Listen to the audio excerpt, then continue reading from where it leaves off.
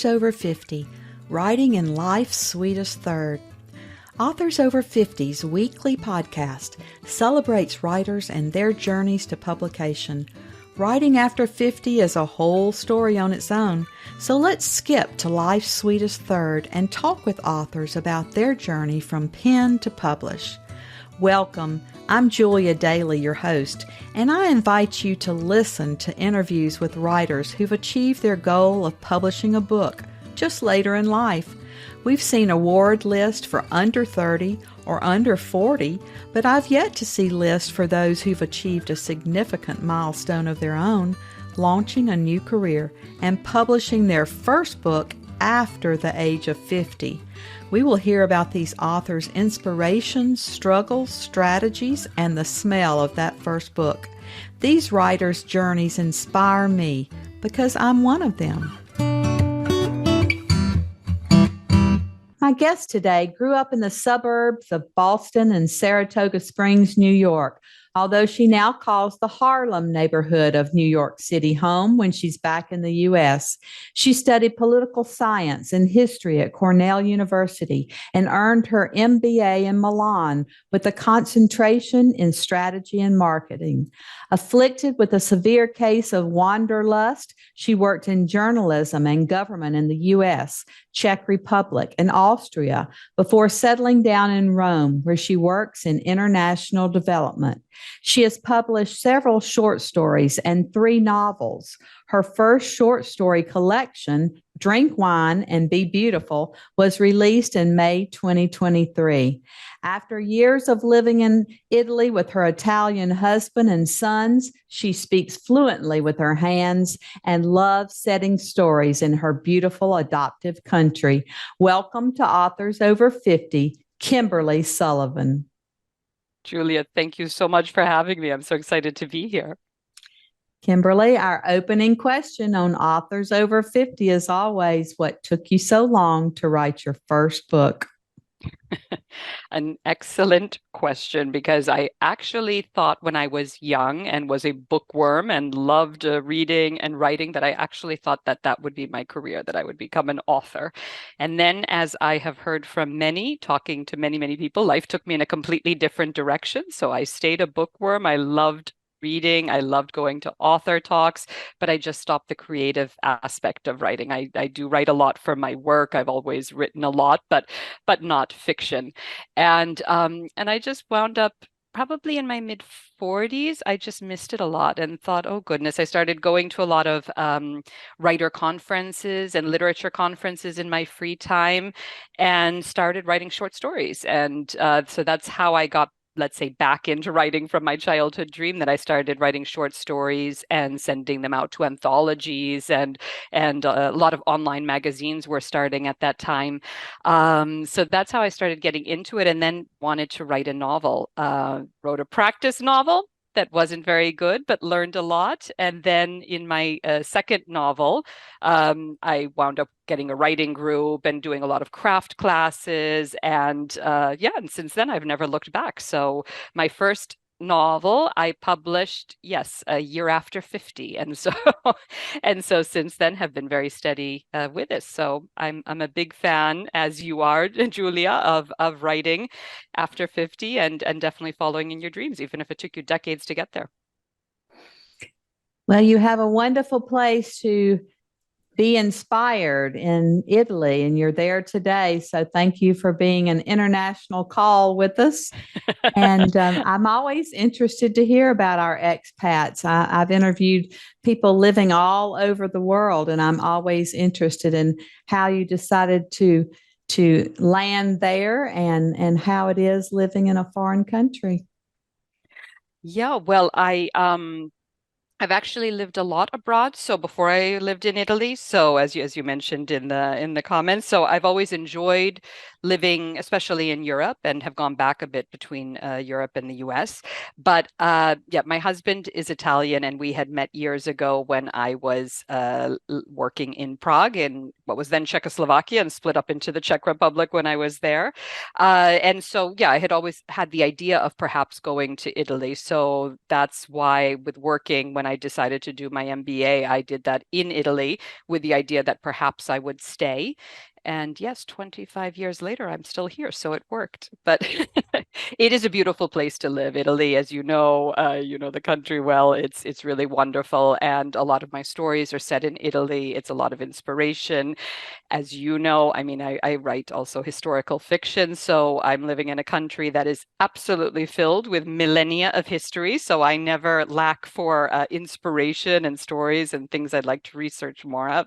So, and the people are very nice.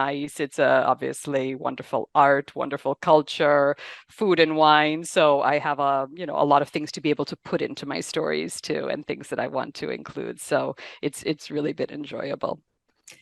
Well, you're certainly living the best of both worlds. And I'm always fascinated because I lived 62 years in Mississippi to be buried in Texas. And most people would probably say that both of those states are foreign countries and need a passport to travel there. So I've traveled all Well, over the world, but I've never ever lived outside the country.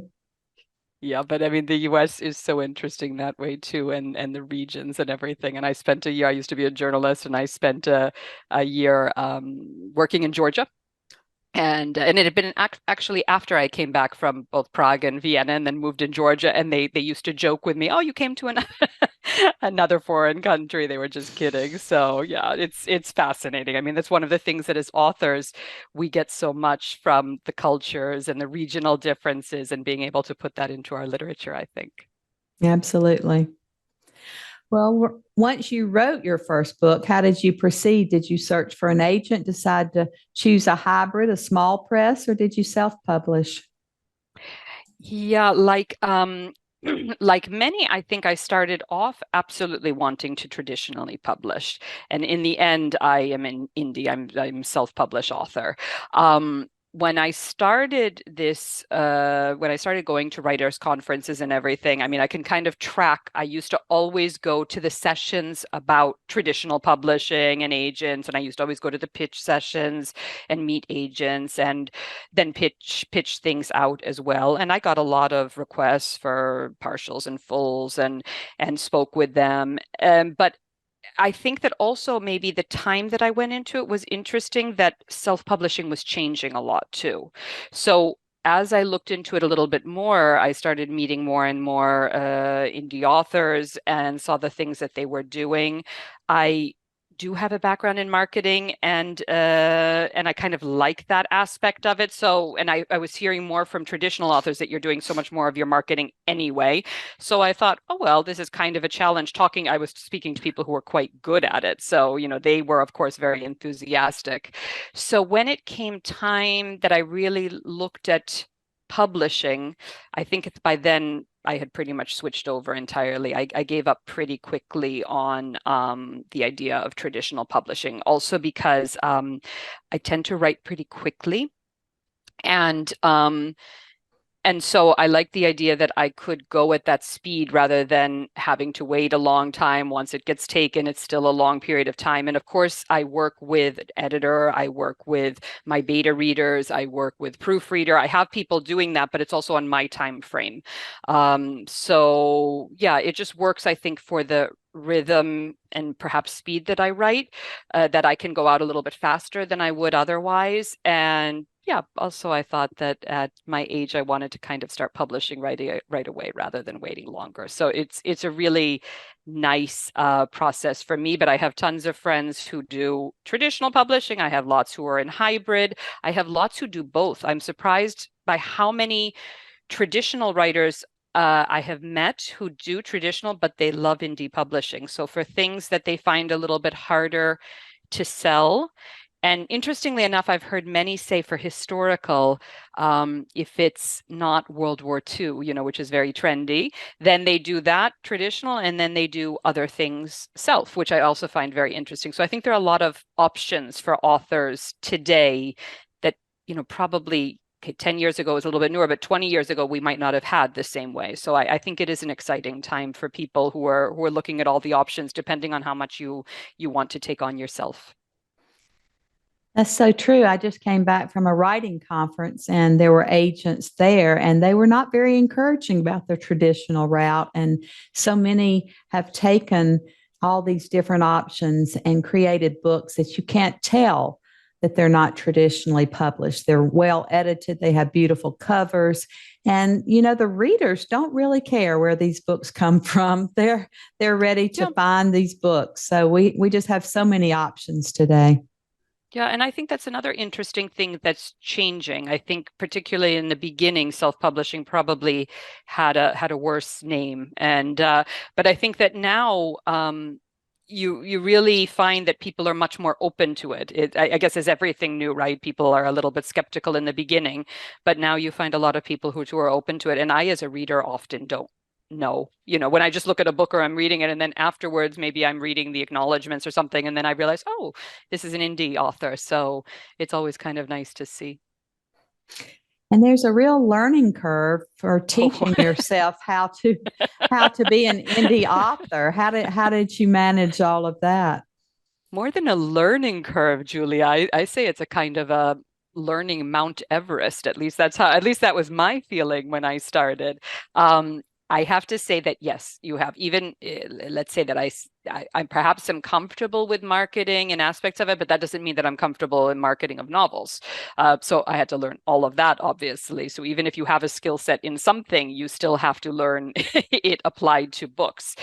One of the things that has been wonderful for me that I really, really appreciate I mean, authors are just such a wonderful group, as you know, probably better than all of us, because you're speaking to so many, and they're just so generous with their time. But I have to say, indie authors even more so. And I think that's what won me over to it with some of the writers' conferences that I went to, because when I started going to speak to them and setting up appointments, they just want people to succeed.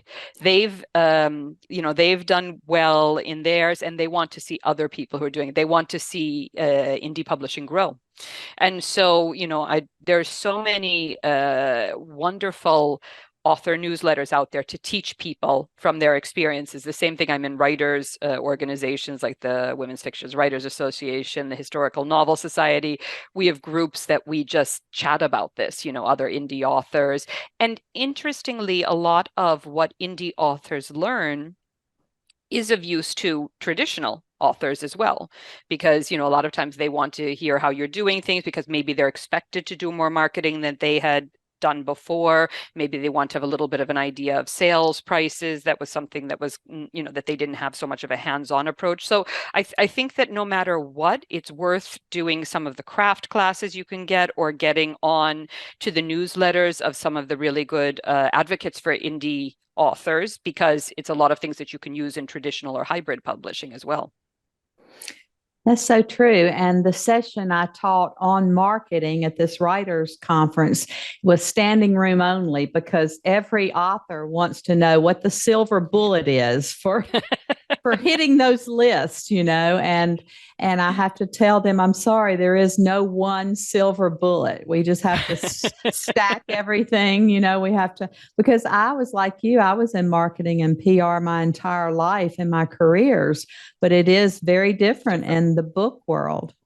Absolutely. Absolutely. But Julia, when you find that silver bullet, I hope you will share it with us. I certainly will. That's why I was conducting that session at the writers conference. I shared everything I know, and this writing community is very Yep. generous, and I did not Absolutely. find that in corporate America when I Yep. was working there. So it's a pleasure to be around such wonderful creative people.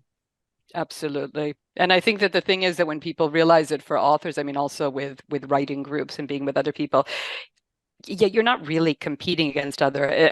Everyone has a different story. I mean, if we had the same opening paragraph, we would all create something completely different. So, I think that once, for people who think that there's this, once you get over that love, that idea of competition, it's not really. It's a very, very inclusive environment, and people come in with different aspects, and they have their own style, and they have their own experience that they bring to it. So, you can cheer on other authors and still be pushing your own career, whereas it's a little bit different. You're right. I've worked in private sector, I've worked in other areas. It's just different, the environment, and that's nice. It is, and I've interviewed Reese Witherspoon picks. I've Mhm. I've interviewed New York Times bestsellers, USA Today, all those lists, and I've said, what do you contribute the success and your success to hitting these lists? And they'll say, I just really don't know how that happens. I was just like, it's such a mystery, these lists, and so we just have to try to do the best we can. But I wonder, since you have degrees in marketing, if you have found any publicity that has worked better for you, or anything that you can share that you've been doing to promote your own books.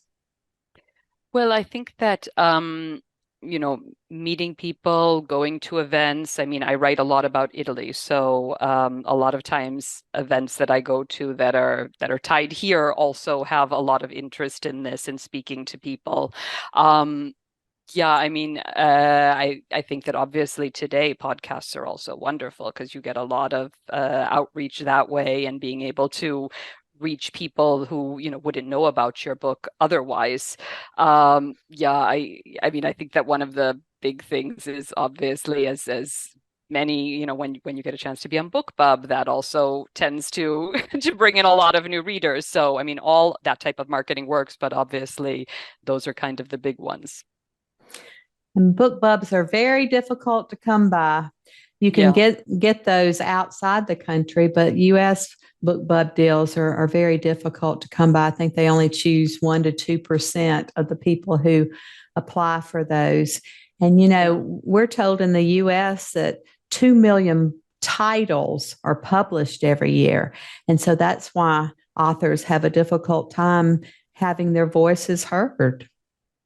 True, true. There are so many books being published, but there are so many readers as well. So, and I find that a lot of times, I mean, they're really voracious readers too. So, yeah, I mean, a lot of things are being published, but at the same point, more and more people are reading or reading in different ways, reading on their phone, reading on their Kindle. So yeah, it's trying to reach those people and get out to book clubs and meet people at events and everything. I think that this is always the best way.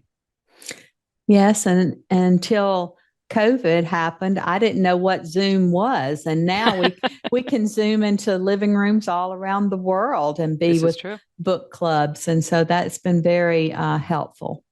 This is absolutely true. Oddly, I did use it for my work when it was brand new to have video conferences. So I actually did know Zoom, which was strange when we did start using it. But yeah, I mean, for many things, I mean, I'm still one of these people who just loves in-person meetings more than Zoom. However, living abroad and being able to be a part of book clubs or being able to be a part of writing group or where people live all over, this has really been a game changer. I mean, it's wonderful also for, people who are thinking about writing. This is a great way that you can get involved with a writing group without them all necessarily being in the same place. So this is just a real plus of the technology. Kimberly, why don't you tell us a little bit about the passage you brought to share today, and then read from it so we can hear your tone and voice? Okay, for today, I decided to read from, this is my third novel. It's called In the Shadow of the Apennines, and this is a dual timeline story. So this is a story that has a contemporary and historical elements. So it's a modern woman named Samantha whose life has just imploded, and she's lost her university job and is has gone through a pretty brutal divorce, and she would like to start over again. And she starts off perhaps a little bit unwisely, thinking that she's going to have this wonderful existence in Italy, but outside of, let's say, the bigger places. So she decides to go to a region called Abruzzo, which is a lovely region, but it's in the mountains. So if you know where everyone knows where Rome is, it's the region that's directly east of Rome. Very mountainous, can be very cut off. And, she speaks a little bit of the language. She doesn't speak it that well. And she tries to get involved in the community and then winds up making a big misstep and becomes quite isolated. And in her isolation, she finds the diaries and letters of a woman who had lived in her cottage over a century before, because she's from 1914, so we're talking about leading up to World War I, and had lived through a devastating earthquake in Pescina, which is a little town in Abruzzo, and then moved to this town. And so through reading the letters and seeing the hardships that this young girl, because she was a shepherdess, she was a girl at the time when she started writing, and what she's lived through, she learns a lot from that strength of the people from the region, and also what they went through and all of the things that they had to do to be able to survive during those difficult times in what was very poor region. And and so it starts her to allow to reevaluate and to be able to reevaluate her own life and her relationship as well with the town. So I love this idea of mixing the present and the past, of learning from the people who came before us, and also of different cultures, and learning from people who also came from different cultures. So I was able to mix all of it. And this is also a region that I absolutely love. I'm always there hiking and skiing, and it's a lot cooler than Rome. So I really love the history of the time, and so I worked in a lot of the history. So that's why I enjoy it. And the short part that I will read is from the first diary entries that she reads from this Italian girl who is named Elena, who lives in this little town of Pescina in the lead up to the earthquake and then Italy's entry into World War I. So I will start with the first diary entry, which is 25th April, 1914. Where do I begin? Mama blames it all on Father Ignazio. She says if only he had left me to the chores I was employed to carry out at San Berardo and the parish house, my cooking and cleaning would be much improved, and I would not be constantly scribbling on any piece of paper I could find and begging for books to read. She worries I will never find a husband. What man wants a wife who only cares about book learning when she should be tending the goats, washing the clothes, and baking the bread? Mama warns me every day. Mama says no peasant girl should study beyond the first years of elementary school. Writing the letters to sign your name and computations for simple transactions are more than enough for a female in our region. She calls it getting above oneself. To Mama, this is the worst sin. Of course, we weren't always peasants. We used to have some money back before Papa lost his property. It was never much, but our lives were so much easier back then. My brothers and I even had a tutor to teach us to read and write. Those hours were the highlight of my day. My tutor was very pleased with me. It was hard on us when we lost everything. Only Mama said maybe it was for the best, at least for me. Now she could insist I concentrate on what was most important for girls.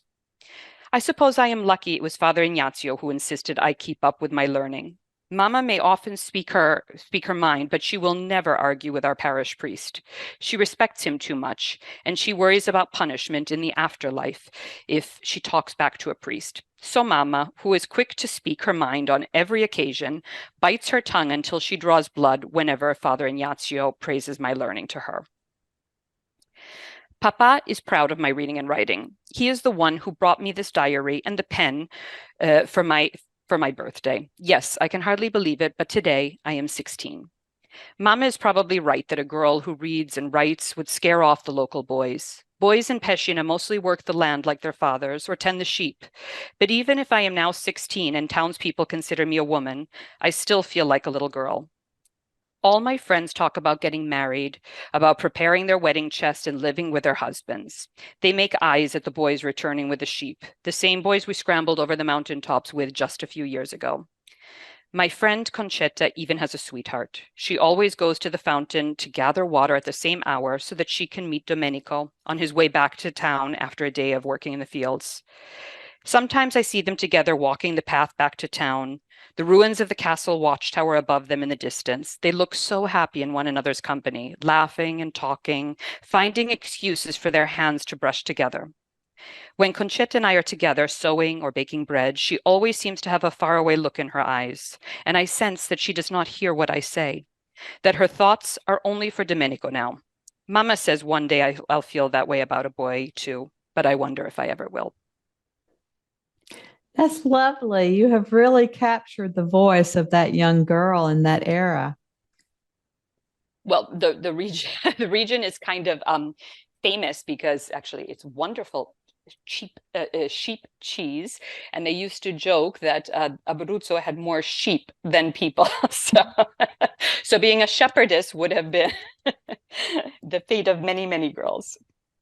Yeah, but it's a lovely town, and I've gone to visit the town itself, Pescina, and it was destroyed by a brutal earthquake that, yeah, basically 80% of the town died in that earthquake. And the thing that's incredible about that town is that today there is the old Pescina, and they built a modern town next to it, a new Pescina. But the old Pescina, some people have moved back and they've renovated, but they live side by side with the ruins of the earthquake. And it was quite a scandal because Rome did not send anyone to really rescue them, and people died slowly. It was really horrific. So so it was interesting for me, especially when I went to that town and I saw it. I thought, oh my goodness, I have to have a story here. So it was very inspiring for me. Did you complete your research about the area and the time frame before you began writing, or did you do it as you went along? Both, because I do have a little place in the mountains in this region because I live in Rome and it's a big city, and so it's an hour and a half drive from Rome. So especially when my kids were younger, we used to go out there a lot on weekends, and it's much cooler in the summer and you can be in the mountains. So I started becoming fascinated with the region, being there, speaking to my neighbors and learning a lot about it. And I don't know if you remember, there was a really devastating earthquake in 2009 that happened in L'Aquila, which is a beautiful medieval town in Abruzzo, and sadly many people died and there was a lot of damage. And at that time, there were a lot of articles about this earlier earthquake in 1915. And that's when I started doing the research and thinking about it.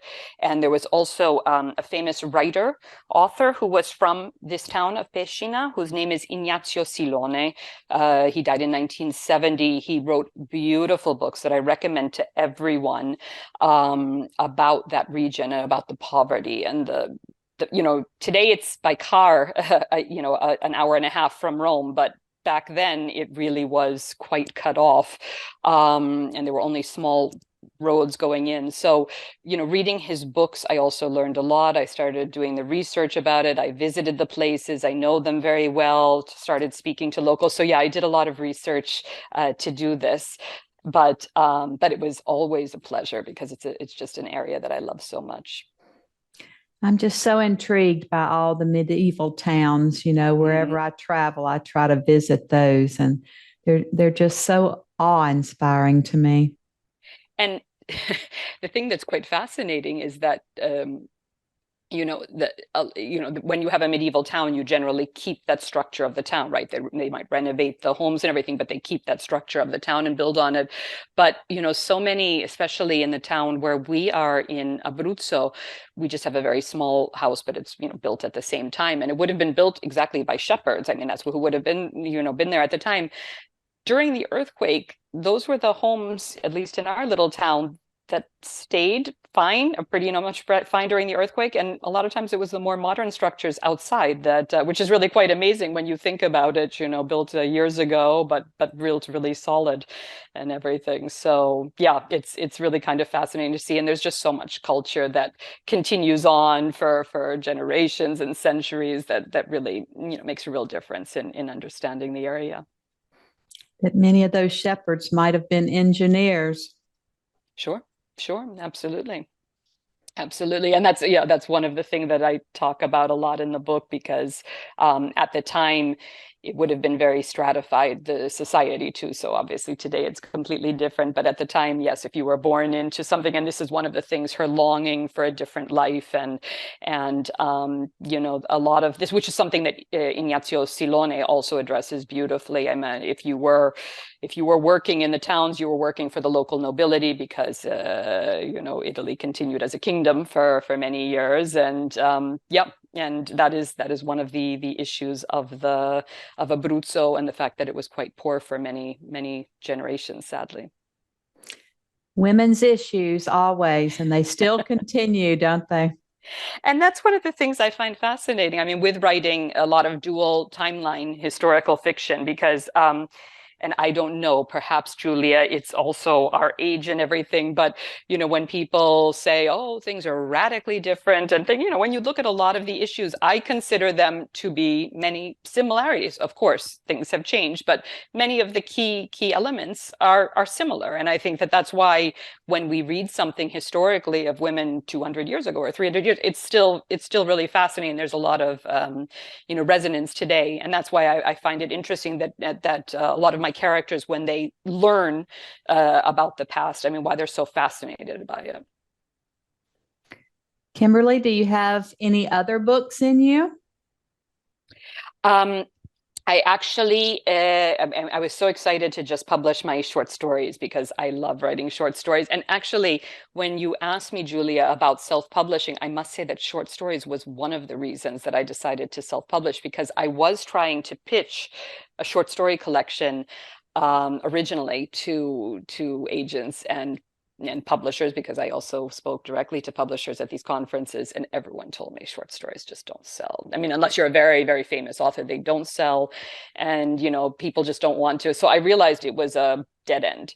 And then that was why I was so excited to finally come out with my short story collection, because it's been doing quite well. It's been getting really excellent reviews, and people enjoy it. And I've had people who even say, I don't generally read short stories, but I enjoy this. And that just makes me so happy. So I really love writing short stories. And I have to say, I think it would have been very hard to have done that traditionally. So that was like, for me, that was one of the most exciting things of being able to do that.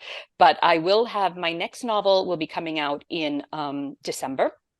And it is now with my designers that I work with to do all of that. And it's gone through my editor, my proofreader. And that's another dual timeline story taking place here where I live in Rome, in contemporary, pretty much. I mean, maybe 10 years ago is the contemporary storyline, and the 1890s, which is also a fascinating time in Rome, particularly because it was the new capital of the newly created country, because Italy, even if it's millennia old, I mean, as a country itself, Italy is not so old. And there's also a ghostly element in that, which I enjoyed writing. So yeah, so that's my next that's coming up. Well, that's exciting. You have 2 books coming out this year. Yes, yeah. And I also like that I can have the rhythms like that, as we were speaking about otherwise with short story, with self-publishing.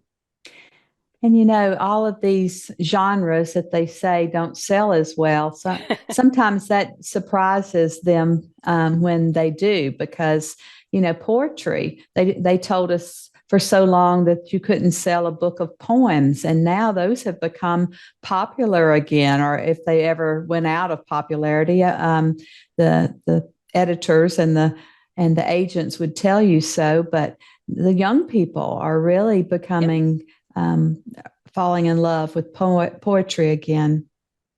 Well, the other thing is that I find personally, poetry would be another one. It's just that I don't read as much of it but with short stories, because I've lived in a lot of countries and have learned languages, that's always my starting point for reading, because a lot of times when you're learning a language, you can't start off in a novel, right? And so short stories are a great way to ease into it and really start getting a hang of it. And I talk to a lot of people who learn English, and that's the same thing. They love short stories for that as well. So, or, people are busy today. They like a bite size, something that you can read between that. So, yeah, but I do, I mean, since you have the marketing side too, I do understand why, the market says this and this is what we have. So I can understand that they're not going to take a chance on that. But that, again, is one of the beauties of self-publishing, because you can take a chance on what you want. So if you want to have your poetry collection and the next one that you want to have is a novel, you can also do that. That's the other thing that I think it is a little bit harder, that I do understand why, but they have to pigeonhole you a little bit. So I don't, I write contemporary, I write historical, I want sometimes to have a ghostly element, I want to have short stories, and I can flip between those. They still have common themes, but at the same point, I think it's also a little bit easier to do if you're indie published. Well, what does writing success look like to you personally? Well, for me, I'm just so excited to be able to put my work out there. I mean, so in the end, I do not have to be a Stephen King, J.K. Rowling. That is not to me I'm not saying there's anything wrong with it. It's wonderful, but that's not something that I necessarily have to aim for. I want to be able to write. I want to be able to share my work. I want to be able to talk about the themes that I find interesting. I love doing the historical research because my first degree is history, and I happen to be married to an historian. So history is something that we're talking about all the time, and I just love going to the archives and doing research and learning about it. So I mean, I get to do all of the things that I love and write stories and get them out there in the world. So for me, yes, I could absolutely be more successful, sell more books in it. But I must say that I'm very happy where I am right now because I'm able to do what I love. That's most important, I think. I agree. Well, as always, our last interview question is our writers over 50 are quite a unique set. Do you have advice for writers 50 and above? Absolutely. I've had people giving me good advice who started writing a little bit later. And I pass on that advice and also support it because I agree that if you really want to be able to, I've met so many people who, like me, really wanted to write and then did other things. And, I actually have a career that I love, raised a family, did all of this. But at the same point, I always had that I would love to be able to do that and hadn't done it. So I'm so glad that I took the plunge and just started doing it. And I think it is a little bit of a hurdle because you have to get over that and start getting your work out there. Since I started submitting short stories, you get lots of no to this journal. And then, I don't know, the 10th journal says yes. So you just have to put yourself out there. Keep doing it, keep at it, find a great writers group to be able to join. That means for a writing group so that you can have critique partners, but it also means a support group in your genre, in your area. As I said, I belong to excellent ones. I learned so much from that. We support one another, we share advice, we bring in marketing experts, we bring in other authors to speak. That's such a supportive network. And I'm really an example of someone who tells people all the time, you don't have to quit your day job, and I wouldn't necessarily recommend it unless you are getting something this, but you can carve out time and carve out a little bit of time, if it's every day, if it's twice a week. When my kids were young, I was a evening writer, and a little bit of time that I could put on the weekends. Whatever you can do, it adds up. So I always tell people, just get going. If it's your dream to do it, get going. You'll find the resources, you'll find the craft classes, and just even carving out a little bit of time every day, and just develop rhinoceros skin, because when people tell you no, you just keep trying for that yes. That's such good advice for us to hear today. And we just appreciate your being with us from so far away and yet so close, as our world has certainly gotten smaller. And we just are happy now to count you among our authors over 50. Thank you so much, Julia. It's such a pleasure being on today. Thank you. Thank you for joining us today. Please look for Authors Over 50 every Thursday, when we will have conversations with accomplished debut novelists over the age of 50. Please subscribe and share with a friend, and check out my own publication journey after 50 at www.juliadaily, that's DAILY, like dailynewspaper.com. Until next time, keep reading and writing, and remember, it's never too late to fulfill a dream in life's sweetest third.